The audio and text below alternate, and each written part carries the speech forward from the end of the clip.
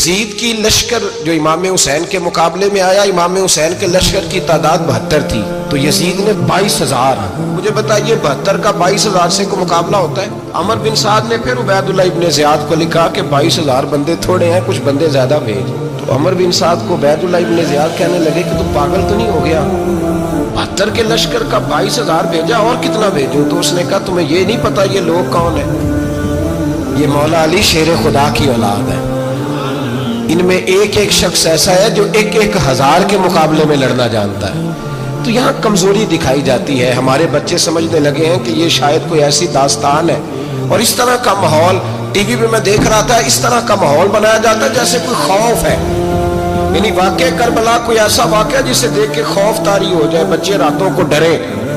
وہ اکیلے درخت دکھائے جا رہے ہیں اور تیر دکھائے جا رہے ہیں. وہ یار کیا قوم کی تربیت کر رہے ہیں؟ واقع کربلا حوصلے کا نام ہے، دلیری کا نام ہے. سنیں بات اصل میں کیا تھی، بڑے ٹھنڈے دماغ سے میری بات کو سمجھیے گا. حضرت مولا علی شیر خدا کے بعد مسلمانوں کے متفقہ امیر بنے تھے حضرت امیر معاویہ. انہیں امیر کس نے بنایا تھا؟ امام حسن نے. حضرت علی کے بڑے صاحبزادے حضرت امام حسن نے ان سے صلح کی، انہیں خلافت دی. اور صحیح بخاری میں نبی پاک نے فرمایا تھا میرا بیٹا حسن سردار ہے، جب مسلمانوں کی جماعتوں میں لہو بہ جائے گا تو حسن ان کی صلح کرا دے گا. وہ صلح امام حسن نے کرائی، جناب امیر معاویہ امیر بن گئے. حضرت امیر معاویہ رضی اللہ تعالیٰ عنہ بڑا پیار کرتے تھے نبی پاک سے، بڑا احترام کرتے تھے حضور کے خاندان کا. ان کی جو اجتہادی خطائیں ہیں وہ اپنی جگہ پہ موجود ہیں. چونکہ امام حسن نے ان سے صلح کر لی، لہذا ہم بھی ان کے بارے میں کوئی جملہ کہنے کے مجاز، ہماری مجبوری امام حسن ہے. اس لیے کہ جسے امام حسن صحیح کہے پھر امام حسن کے ماننے والے کو اسے غلط نہیں کہنا چاہیے. حضرت امیر معاویہ رضی اللہ تعالیٰ عنہ کا جب وصال ہوا تو حضرت امام حسن پہلے ہی ان سے وصال کر گئے، آپ کو زہر دے دیا کہ آپ شہید ہو گئے. امام حسین موجود تھے. تو یزید کے بارے میں لوگوں نے کہا جناب امیر معاویہ سے کہ یہ ٹھیک ہے، مناسب ہے اور بہادر ہے، دلیر ہے، وہ جو ہوتے ہیں نا خوش آمدی ٹولہ. تو حضرت امیر معاویہ کے گرد بھی کچھ ایسے لوگ تھے، انہوں نے آپ سے کہا کہ یزید کو نامزد کر دے. تو آپ نے یزید کو بلایا، حوالہ مجھ سے دیکھ لیجئے گا. بلا کے فرمایا کہ 3 بندوں کے سامنے اپنی خلافت پیش کرنا، اگر وہ تجھے مان جائیں تو امیر بن جانا، نہ مانے تو چپ کر کے گھر بیٹھ جانا. وہ 3 بندے کون ہیں؟ جناب عبداللہ ابن عباس، حضرت عبداللہ بن زبیر اور امام حسین رضی اللہ تعالیٰ. یہ وصیت فرمائی جناب امیر معاویہ. ہوا یہ کہ یزید جب امیر بنا نا، 2-3 چیزیں ہوتی ہیں جب کسی بندے کو قابو کرنا ہوتا ہے، 2-3-4-5 چیزیں ایسی ہوتی ہیں جس سے بندہ قابو آتا ہے. تو اس نے بھی فوری طور پہ یزید نے دیکھا میرے لیے مسئلہ کیا بن سکتا ہے. ولید بن عتبہ اس وقت مدینے کا گورنر تھا.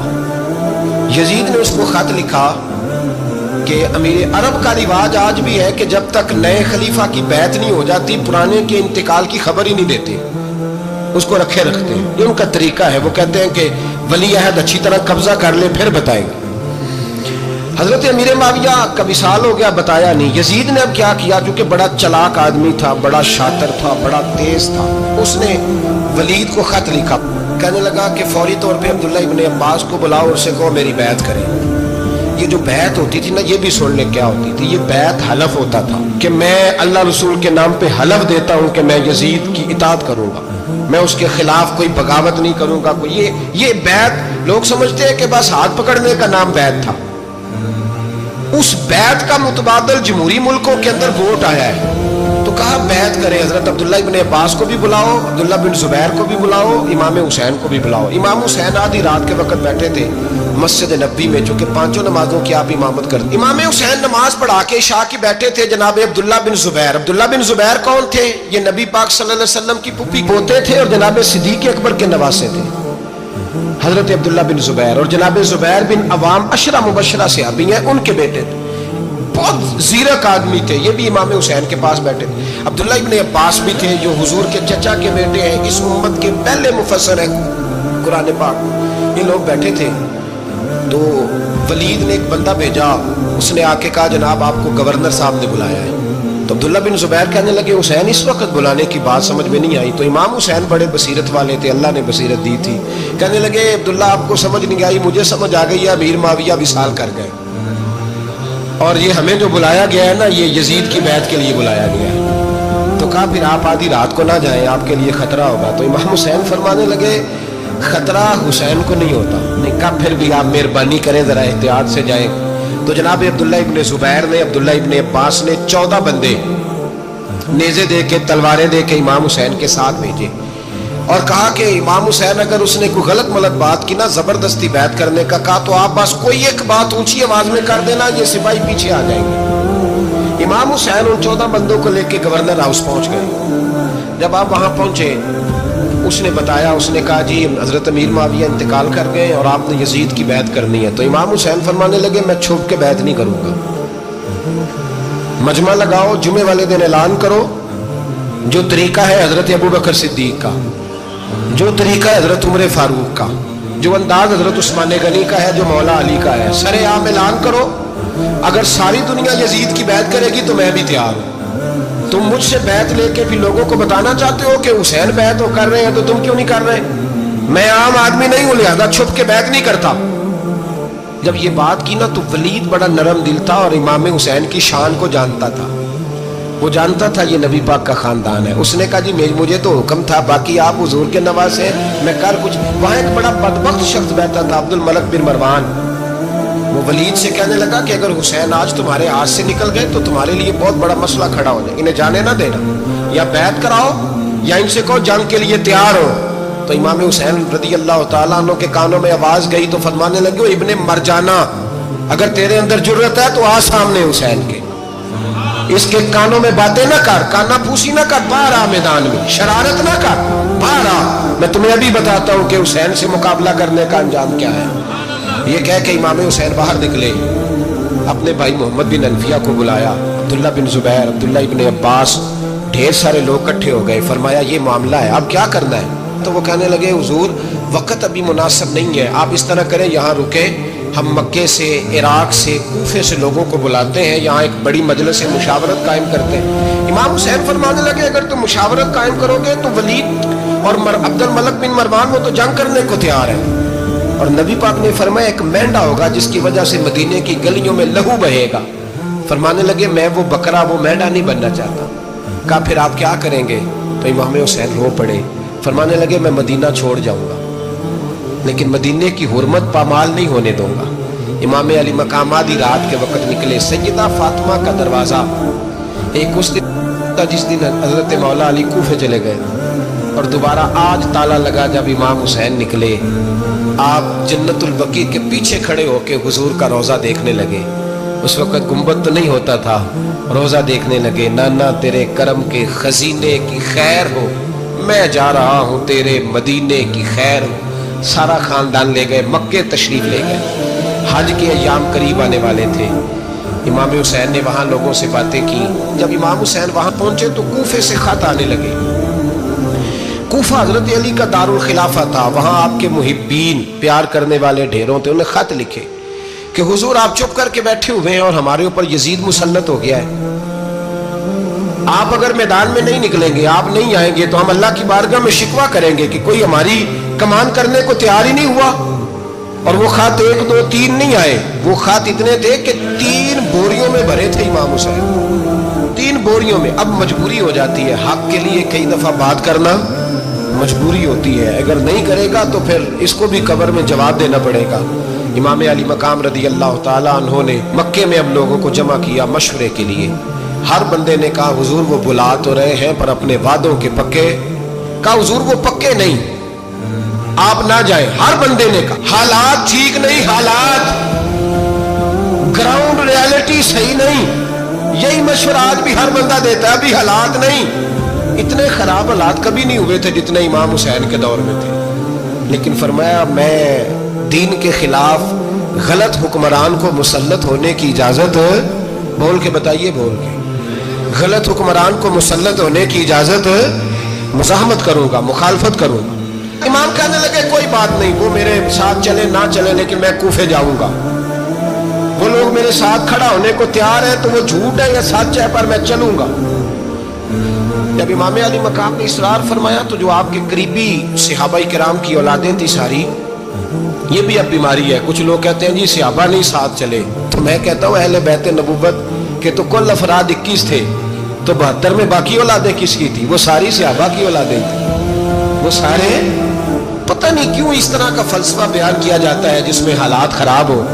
حضرت سیدنا امام علی مقام کو جب بہت زیادہ کہا گیا نا تو امام حسین رضی اللہ تعالیٰ عنہ نے فرمایا چلو میں ایک کام کرتا ہوں، مسلم بن عقیل کو بھیجتا ہوں۔ حضرت علی کے بھتیجے ہیں، امام حسین رضی اللہ تعالیٰ عنہ کے چچا کے بیٹے ہیں، حضرت عقیل کے صاحبزادے مسلم بن عقیل، بڑے سمجھدار آدمی تھے، معاملہ فہم تھے، بڑے جری تھے، اتنا زبردست مشورہ کم لوگ دیتے ہیں جتنا حضرت مسلم بن عقیل دیتے تھے۔ ان کو بھیجا گیا کوفے۔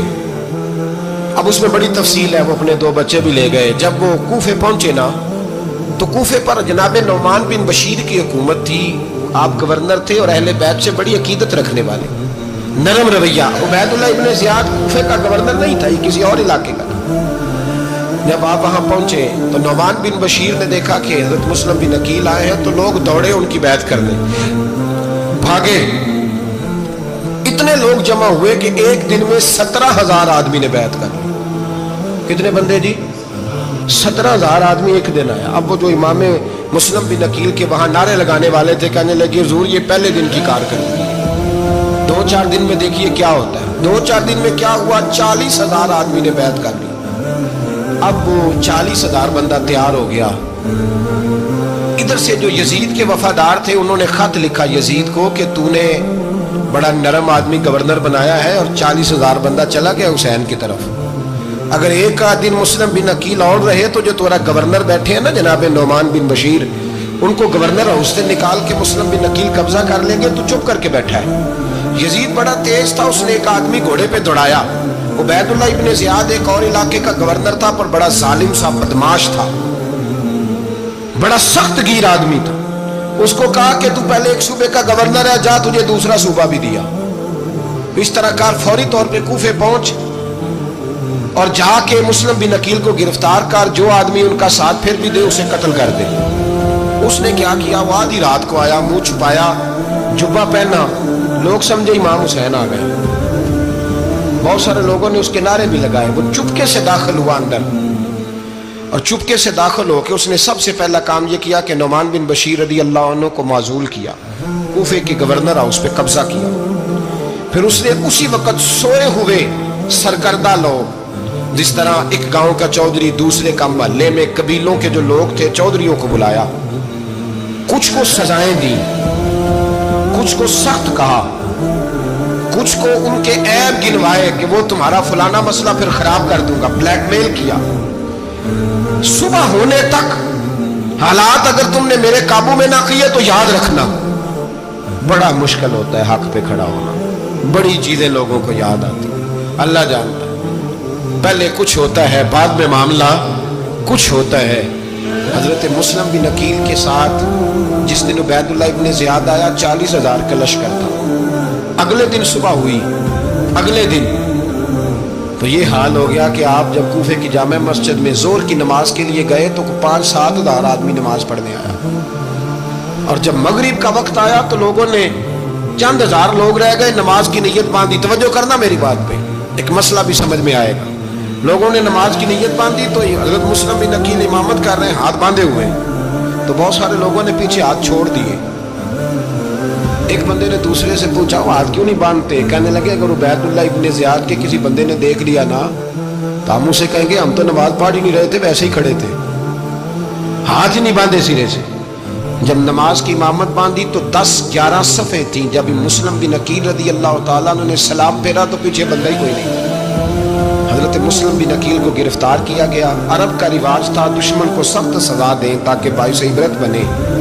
بہت اونچا مینار تھا کوفے کا، گورنر ہاؤس کا، اوپر لے جا کے جناب مسلم بن عقیل کو زمین پہ گرایا گیا۔ اور جب وہ شہید ہو گئے تو شہید ہونے سے ایک رات پہلے وہ خط لکھ چکے تھے امام حسین کو کہ آپ آ جائیں، حالات بڑے اچھے۔ خط ملا تو امام حسین مکے سے کوفے کی جانب چل پڑے۔ امام علی مقام رضی اللہ تعالیٰ عنہ جب چل پڑے، تشریف لا رہے تھے تو رستے میں فرزق شاعر ملا، بڑا محب اہل بیت تھا۔ رستے میں ملاقات ہوئی، اللہ اکبر، حضرت حضرت مسلم بن عقیل جب گرایا شہید ہو گئے تو پھر اس نے اس طرح کیا کہ آپ کی لاش کو لٹکا دیا چوک میں. لوگ دیکھتے تھے تو عورتیں بچوں کہتی تھی تو نے باہر نہیں نکلنا, ہم نے نہیں امام حسین کے ساتھ چلنا, بس بس بڑا خوف ہے, کوئی بندہ نہ باہر نکلے, کوئی نہیں ضرورت ہمیں, حالات بہتر ہوگی تو دیکھی جائے. آج کتنے لوگ ہیں, کتنی دیگیں پکی, کتنی نیازیں بٹی, کیا کچھ ہوا. آپ ناراض نہ ہونا, میں آپ میں سے ہوں, آپ مجھ سے ہیں, یہ بات آپ کی نہیں میری سب کی ہے. آج بھی اگر امام حسین کے نام پہ جان دینے کی باری آئے گی تو دیگیں رہ جائیں گی. ناراض تو نہیں ہو گئے آپ لوگ؟ فٹافٹ مائیں کہیں گی باہر نہیں جانا, بالکل پتر سانو کی لگے, سارا دن کوئی ہمارے لیے. وہ پیر صاحب تو کرتے رہتے باتیں, ان کا تو کام ہے, خبردار ہم نے نہیں جانا. دیگیں دینے کو سارے تیار ہیں, جانے دینے کو تیار ہونا.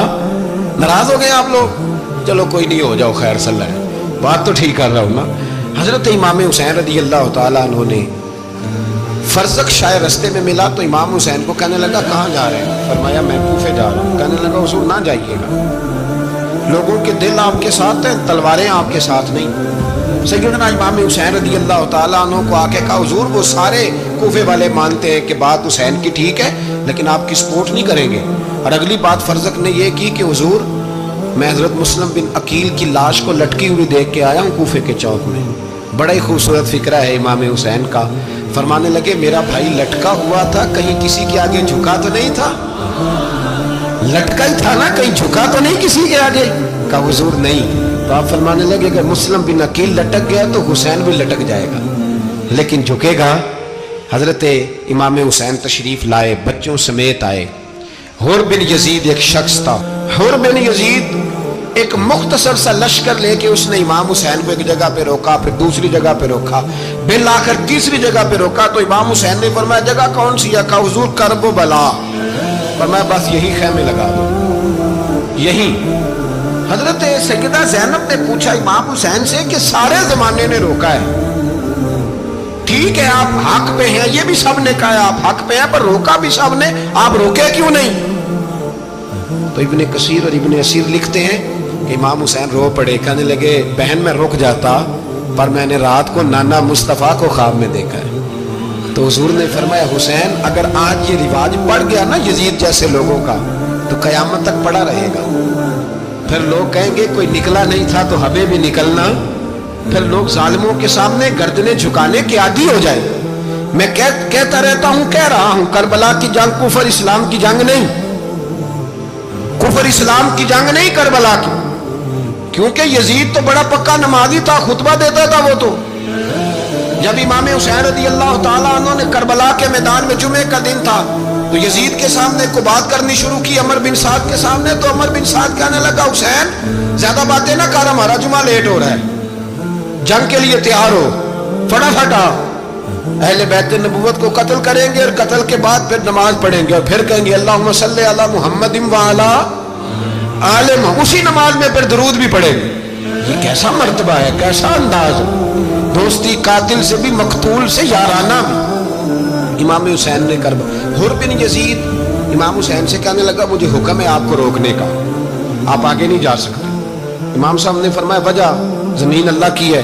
اس نے کہا آپ بیعت نہیں کر رہے, یزید کی حالات آپ کے حق میں درست نہیں ہے, آپ نہیں جائیں گے. امام روک گئے. ظہر کی نماز کا وقت ہوا تو حضرت علی اکبر امام حسین کے بڑے صاحبزادے انہوں نے اذان ظہر پڑھی تو حر بن یزید کے لشکر نے امام حسین کے پیچھے نماز ادا کی. کہا بھئی تم مقابلے میں آئے ہو, نماز پیچھے پڑھتے ہو؟ کہا حضور مقابلہ تو تلواروں سے کر رہے ہیں پر ہمارا دل تو مانتا ہے نا کہ مصطفیٰ کا نواسہ بڑی شان والا ہے. حر بن یزید نے 3 نمازیں لشکر سمیت امام حسین کے پیچھے پڑھی ہیں, 3 نمازیں, ظہر اثر اور مغرب. پھر امام حسین کے سامنے شرائط پیش کی کہ آپ کو یہاں گھیر لیا گیا ہے, یہاں آپ بیعت کریں گے یا آپ جنگ کریں گے, 2 ہی باتیں. امام حسین نے فرمایا نہیں بھائی بیعت تو میں نہیں کرتا, اس کے علاوہ تم جو کہتے ہو میں کرنے کو تیار ہوں. اس نے خط لکھا, عبید اللہ ابن زیاد کو ایک بندہ دوڑایا پیچھے, کوفے چند میل پہ کوفہ تھا. کہا وہ نہیں مان رہے, کیا کروں؟ تو حسین ابن علی ہے, میں زیادہ دیر انہیں روک بھی نہیں سکتا. انہوں نے پیغام دیا حر بن یزید کو کہ کرنا کچھ بھی نہیں, ان کا پانی بند کر دو, بلیک میل کرو, کھانا پانی نہیں ملے گا, چھوٹے چھوٹے بچے ہیں, خود ہی مان جائیں گے. حضرت इमाम अली मकाम के बारे में हुर के पास जब ये पैगाम आया तो हुर कहने लगा मेरी तबीयत नहीं मानती हुसैन पर पानी बंद करूं, दिल नहीं मानता। जब ये लफ्ज कहे ना दोबारा तो फिर उबैदुल्लाह इब्ने ज़ियाद ने अमर बिन साद को 10,000 आदमी दे के भेजा। का हुर बिन यजीद लचक दिखा रहा है हुसैन के आंखों में। एक रे का इलाका था, बड़ी वहां फसल होती थी, लोग कोशिश करते थे वहां का गवर्नर बनने की कोशिश करते थे। तो उबैदुल्लाह इब्ने ज़ियाद कहने लगा तुम्हें रे की गवर्नरी मिलेगी, सबसे सरसब्दो शादाब इलाका, तुम्हें वहां का गवर्नर बनाया जाएगा अगर हुसैन के खिलाफ लड़ोगे। ये इतनी जबरदस्त होती है गवर्नरियां कि गवर्नरियों के लिए लोग नस्ल रसूल के खिलाफ भी निकल आते हैं। ये इतनी तगड़ी होती हैं, इतनी जल्दी वफादारियां बदलती हैं। वक्त इतना नहीं कि मैं मजीद तफसील में जाऊं। इमाम हुसैन को रोक लिया गया, अमर बिन साद ने रोक लिया। यकम मुहर्रम को इमाम आए, 7 मुहर्रम तक रोका गया, 7 मुहर्रम को पानी बंद कर दिया। जानवर पानी पीते थे, घोड़े पीते थे, कुत्ते पीते थे, लेकिन मुस्तफ़ा के घराने को पानी पीने की इजाज़त 3 दिन तक पानी बंद रहा। 9 मुहर्रम को अमर बिन साद ने और लोग बुलाए। शिमर एक बड़ा सख्त आदमी था, संग दिल बदबख्त, जिसने हजरत अली असगर के गले पर तीर मारा था, वो और लश्कर लेके आया। रात को कहने लगा इमाम हुसैन रज़ी अल्लाह तआला अन्हु से कि बस बड़ा हो गया, ये 9-10 मुहर्रम की दरमियानी रात, यहाँ आप जंग करेंगे या आप बैत करेंगे, 2 ही बातें। इमाम हुसैन अंदर गए, सैयदा ज़ैनब से मशवरा किया, बाहर आए, फरमाया बात वही है जो पहले दिन वाली है। इमाम हुसैन रज़ी अल्लाह तआला अन्हु ने फरमाया भाई बैत तो मैं नहीं करता, बाकी जो तुम्हारा प्रोग्राम है। शिमर और इब्ने साद कहने लगे फिर जंग के लिए तैयार हो जाए। क्या अंदाज है इमाम हुसैन का। फरमाने लगे कल जंग करूंगा, मुझे पता तो है जंग का नतीजा क्या निकलना है, एक रात मुझे दे दो ताकि मैं खुल के अपने रब की इबादत तो कर लूं। हुसैन ने जाना है, मुझे पता है कल रिजल्ट 72 और 22,000 का क्या, एक रात मुझे दो, मैं मालिक से राज लिहाज तो करूं। मैं गोया उससे पूछूं तो सही कि मालिक मेरे वालिद भी शहीद हैं, भाई भी शहीद हैं, नाना को भी दुखों में देखा है, तो अब मेरी बारी है, तो मालिक मैं हाजिर हूं, मुझे मौका तो दो। इसलिए कि मेरे नाना ने बदर में भी सारी रात इबादत की थी, सुबह मुझे मौका दो। और दुनिया का उसूल है जब कोई मौका मांगता है तो दिया जाता है। ये दोनों कहने लगे कोई मौका नहीं। हुर बिन यजीद पीछे से बोला, कहने लगा नहीं बदतमीजी ना करो, हुसैन को मौका दो, तुम्हें देना पड़ेगा। मौका दिया। हुर बिन यजीद ने फिर मिन्नत की, कहा हुजूर आप मेहरबानी करें मान जाएं। फरमाया मानने वाला खाता कोई नहीं, ये बड़ा मुश्किल काम है भाई, जमीर का सौदा अब तो आम हो गया, बाजार लगते हैं, रेट लगते हैं, अपनी अपनी चाहतों पे लोगों ने अपने अपने अंदाज सजाए हुए। कोई आदमी बस अच्छे तरीके से नाम ले ले तो बस हम उसके पीछे चल जाते हैं। अब तो आम हो गया ये मामला। इमाम हुसैन ने फरमाया हो ही नहीं सकता, मुमकिन ही नहीं है। सारी रात इबादत में गुजरी, रियाजत में गुजरी। तहज्जुद का वक्त हुआ तो घर वालों को बुलाया, फरमाया देखना तुम्हारी सी की आवाज ना बाहर आए, खबरदार सी की आवाज ना आए। और इमाम ज़ैनुल आबिदीन से फरमाया तू बीमार है, तू जिहाद नहीं करेगा, लेकिन ख्याल रखना पीछे। और बड़ी कीमती बात बता रहा हूँ, हमारी बीवियाँ किसी के घर मैयत हो जाए तो 4 दिन बुखार नहीं उतरता। इमाम अली मकाम ने सैयदा ज़ैनब से फरमाया तू बड़ी है, मेरी बहन है, पीछे सारे बच्चे हैं, जवान हैं, इनके हौसले तेरी जिम्मेदारी है। सुबह जंग का तबल बजने लगा, फजर की नमाज पढ़ी, सूरज चढ़ा, 10 मुहर्रम का दिन, जुमे का वक्त। जनाब सैयदना इमाम हुसैन रज़ी अल्लाह ताला अन्हु ने रेत पर सजदे किए, लंबे सजदे, लंबी नमाज। सूरत शम्स की आयात दूसरी रकत में पढ़ी तो सारा करबला गूंजने लगा। क्या अंदाज़े तकल्लुम था इमाम अली मकाम का। नमाज मुकम्मल हुई तो हुर बिन यजीद, अमर बिन साद और शिमर से कहने लगे वाकई हुसैन से लड़ोगे? पता नहीं कौन है। कुल्ला सालुकुम अलैहि अजरन, तुमने नहीं पढ़ा? इल्लल मवद्दत फिल कुर्बा, तुम्हारी आंखें बंद है। अल हसन वल हुसैन सय्यदु शबाब अहले जन्नह, तुम्हें नहीं पता? कहने लगा चुप कर, हुकूमत नजर आ रही है। और बिन यजीद कहने लगे फिर मेरा भी फैसला सुनो, मुझे हुकूमत नहीं चाहिए, मुझे जन्नत चाहिए। हुकूमत नहीं चाहिए। इमाम हुसैन की पहली फतह देखें। और बिन यजीद एड़ी लगा के ना यजीद के लश्कर से निकल के इमाम हुसैन के लश्कर में शामिल हो गए। और पहला शख्स जिसने इमाम हुसैन को रोका इमाम हुसैन के नाम पर पहला सर भी इसी शख्स ने कटाया है। लेकिन यजीद की कब्र पे लानत भी कोई नहीं बरसाता। उसका महल था बहुत बड़ा, लेकिन जब लोग करबला में इमाम हुसैन को सलाम करने जाते हैं तो कदमों में हुर बिन यजीद का मज़ार भी बना हुआ है, उसको भी सलामी दी जाती है। और अब हम अकेला हुर बिन यजीद नहीं कहते, हम कहते हैं हुर बिन यजीद रदी अल्लाह ताला। अब हम इतनी ताजीम करते हैं उस हुर की। जनाबे इमाम हुसैन को मैदान में खड़ा किया गया, जिहाद का तबल बजा, पहले खुद्दाम आए। और सुन लो, आज वो पता नहीं बाजारी से लोग चढ़ गए स्टेजों पे, बाजारी से, ना चेहरे पे दाढ़ी है ना सर पे कोई कपड़ा है, बाजारी लोग हैं, भाग रहे हैं, बाजू चढ़ाए हुए हैं, बटन खोले हुए हैं, तमाशा बना दिया। सुनने वालों का भी अल्लाह ही हाफिज है। वो स्टेज पे ये अहले बैत की शान बयान करता है, भाग के उधर जाता है। ये कोई तरीका है? सुनने वालों का भी अजीब अंदाज है, हर बंदे को सुनने बैठ जाते हैं। दीन मुहज्जब है, तहजीब वाला है, दलाइल रखता है, दीन वकार रखता है, ऐसे लोग अब दीन बयान करेंगे। हजरत सैयदना इमाम हुसैन रज़ी अल्लाह ताला अन्हु सुबह जब जिहाद का वक्त आया, पता है कौन कौन थे करबला में? इमाम हुसैन के साथ इमाम हुसैन के 4 भाई थे करबला में। कितने? बोल के बताए। हजरत अली के 4 बेटे, अब्बास बिन अली, जिनको हजरत अब्बास कहा जाता है ना, अलमदार, ये हजरत अली की दूसरी ज़ौजा में से। अब्बास बिन अली भी थे और अबू बकर बिन अली भी थे, उमर बिन अली भी थे, उस्मान बिन, ये हजरत अली के बच्चों के नाम है। ये आपके शहजादे इमाम हुसैन के साथ शहीद हुए। इनका नाम सिर्फ इसलिए नहीं लिया जाता कि इनका नाम खुलाफाए सलासा के नाम पे, हजरत अली ने अपने यारों के नाम पे रखा है, तो तुमने करबला के मैदान से खारिज कर दिया। ये तीनों शहजादे हजरत जनाब सैयदना इमाम हुसैन के साथ थे, ये भी शहीद हुए। हजरत जनाब ज़ैनब इमाम हुसैन की सगी बहन है,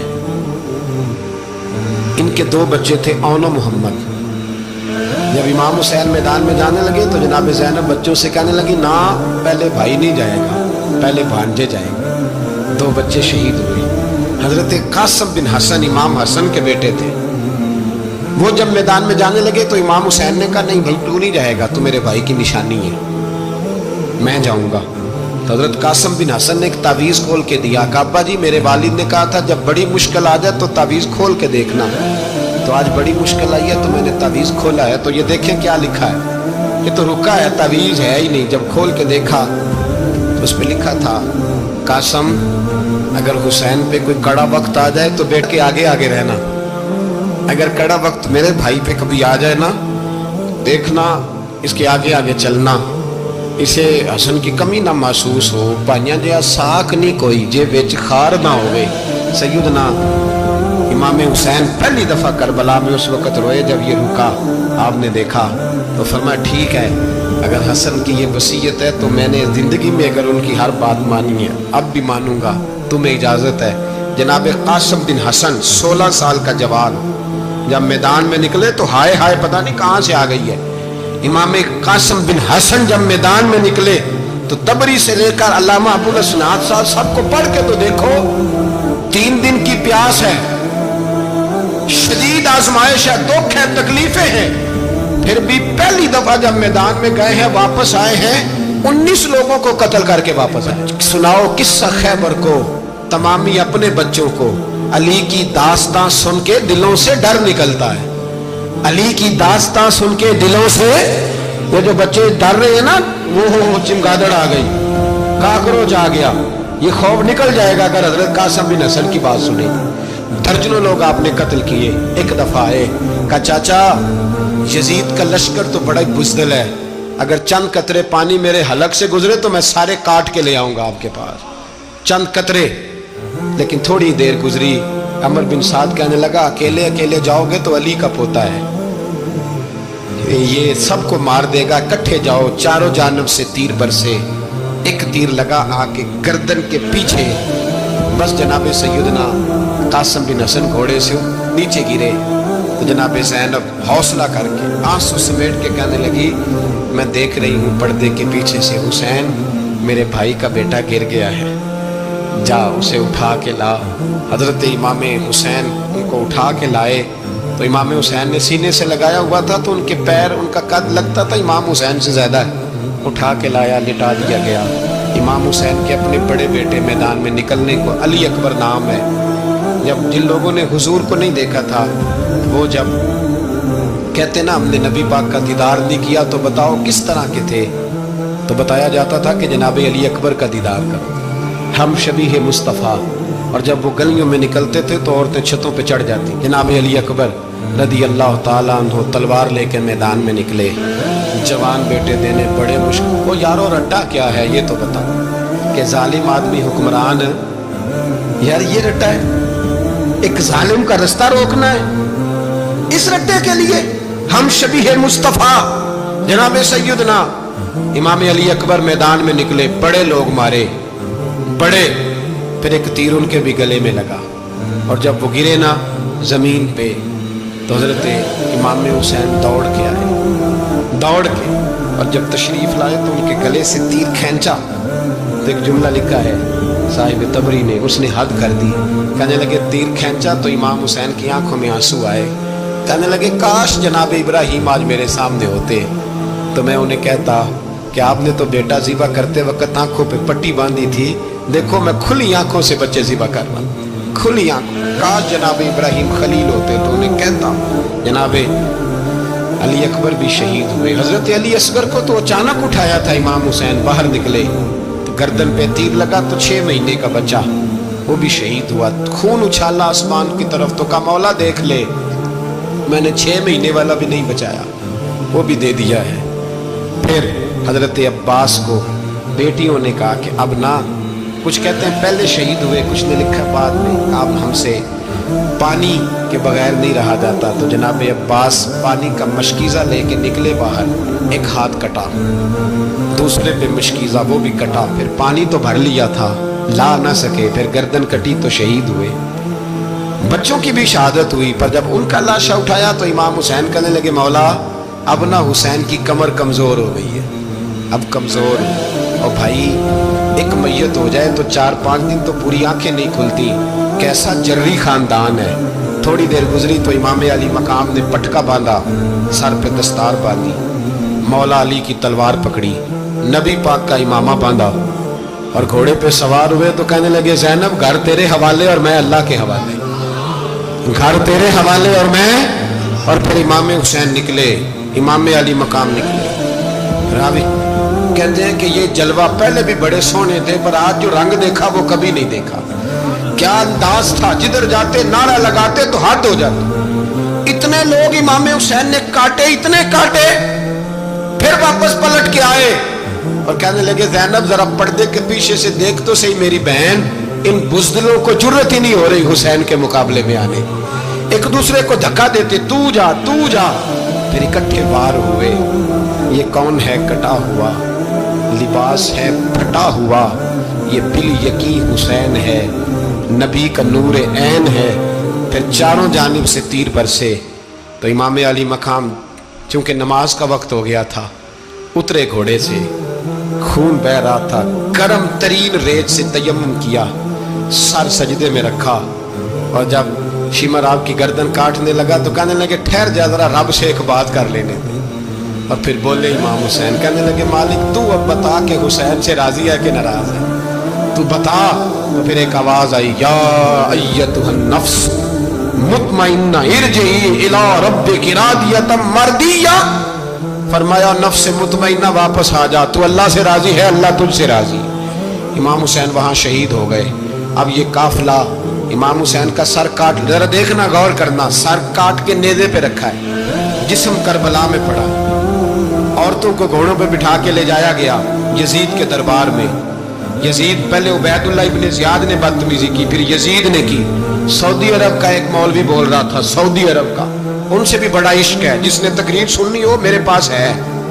ہمیں لوگ مشورے دیتے ہیں کہ جو یزید کو اچھا کہے اور حسین کو باغی کہے اس کو ہم امام مان لیں، اس بے شرم بے حیا کو جو نبی پاک کے گھرانے کے بارے میں بکے اسے امام۔ سعودی عرب میں مسجد نبی میں درس دینے والا جس نے تقریر سننی ہو میرے پاس ہے، وہ کہتا ہے یزید تو بڑا اچھا آدمی تھا، اس نے تو بڑی خدمت کی، تو میں نے اسے کہا رشتہ داری کر لیا یزید کے ساتھ، قریب ہو جا، شرم نہیں آتی؟ आज भी नबी पाक का दिल दुखाते हो, हया नहीं आती, ख्याल नहीं आता। और लोग घर में बैठ के बातें करते हैं, कहते हैं जी जो बैतुल्लाह में हो वो भी बुरा हो सकता है। बैतुल्लाह में तो 360 बुत भी थे, वो अच्छे थे। मदीने में तो 360 मुनाफिक भी रहे, पूरी सूरह मुनाफिकून नाज़िल हुई, वो अच्छे थे। अजीब तमाशा बना दिया लोगों ने मजहब का। वो आज बक रहा है, आज मेरे पास वीडियो आई है, कहता है यजीद ने तो बड़ी खिदमत, तो उबैदुल्लाह इब्ने ज़ियाद ने कत्ल किया। बेशर्मो, अगर उबैदुल्लाह इब्ने ज़ियाद ने भी कत्ल किया था तो हुकूमत किसकी थी? बोले, बोल के बताए। तो फिर यजीद ने उबैदुल्लाह इब्ने ज़ियाद को सजा क्यों नहीं दी, बल्कि एक जगह 2 गवर्नरियां दी उसको, ये हाल किया।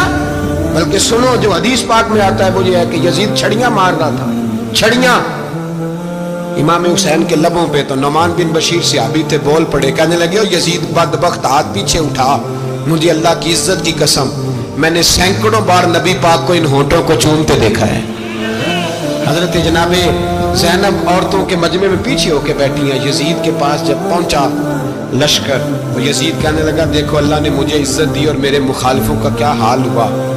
तो बीबी ज़ैनब बोल पड़ी, इतने सदमे सहे पर आवाज तवाना है, जानदार है। हजरत सैयदा ज़ैनब ने जब सुना ना कि ये कह रहा है कि मुझे अल्लाह ने इज्जत दी, तो जनाबे ज़ैनब बोली, नुमान बिन बशीर कहते हैं बीबी बोली, इतने सदमे हैं पर जनाबे ज़ैनब बोली अल्लाहु अकबर, इस अंदाज में बोली कि पहले कुरान मजीद की आयत पढ़ी, कहने लगी वतुइज़्ज़ु मन तशा वतुज़िल्लु मन तशा बियदिकल खैर इन्नका अला कुल्लि शैइन कदीर। और फिर कहने लगी यजीद तू बकता है, कहता है कि तू इज्जत वाला हो गया, ये तेरी हुकूमत है, 4 दिन गुजरने दे, तुझ पे कोई लानत भी नहीं बरसाएगा और मेरे भाई का कयामत तक मिंबरों में और खुतबों में जिक्र हुआ करेगा, वक्त गुजरने दे। जब जनाबे बीबी ज़ैनब बोल रही थी तो हुजूर के एक नबीना सहाबी पास बैठे थे, जनाबे नुमान बिन बशीर का हाथ हिलाया, हिला के कहने लगे क्या अली आ गए? तो अली की आवाज लगती है, जिब्रील अमी बोल रहे हों जैसे, हिकमत के गोहर रोल रहे हों जैसे, दरबार दमिश्क में बीबी ज़ैनब का खिताब, मिंबर पे अली बोल रहे हों जैसे। मेरे भाई बस करबला वाला काफिला तो मदीने पहुंच गया।